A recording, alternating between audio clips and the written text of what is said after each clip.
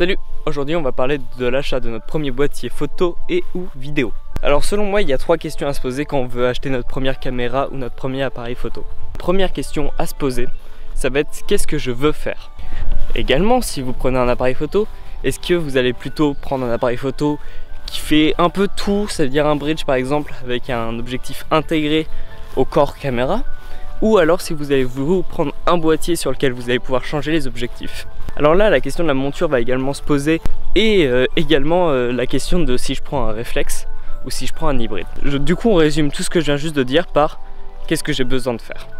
Et cette deuxième question qu'on va se poser, ça va être quel budget j'ai à mettre dans ce matériel. Et du coup la troisième question c'est si vous voulez du neuf ou de l'occasion. Du coup ces deux dernières questions vont orienter votre choix. Par exemple, si vous avez un budget de seulement 300 €, vous ne pourrez pas aller chercher de la 4K. Ou du moins, vous ne pourrez pas aller chercher de la 4K sur un boîtier réflexe en voulant faire de la photo également. Je vais vous donner un exemple. Mon pote Alexandre voulait s'acheter un appareil photo et également une caméra. Il avait un budget de 300 €. Du coup, je lui ai conseillé d'aller voir les boîtiers Canon d'occasion, plutôt en réflexe, style 600 ou 700D.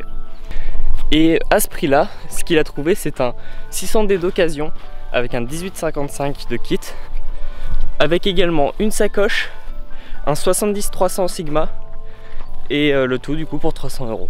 Autre exemple, mon tout premier boîtier photo, je n'avais pas besoin d'objectif vu que j'en possédais déjà.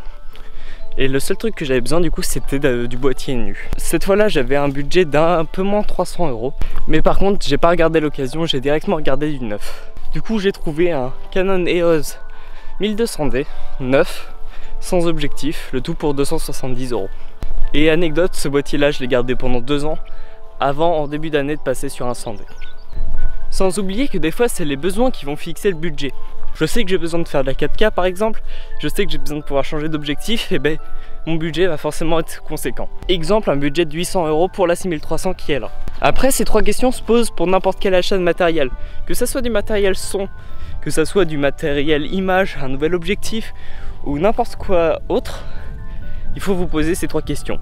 Sur ce, je vous dis à la semaine prochaine pour une nouvelle vidéo. Allez, ciao!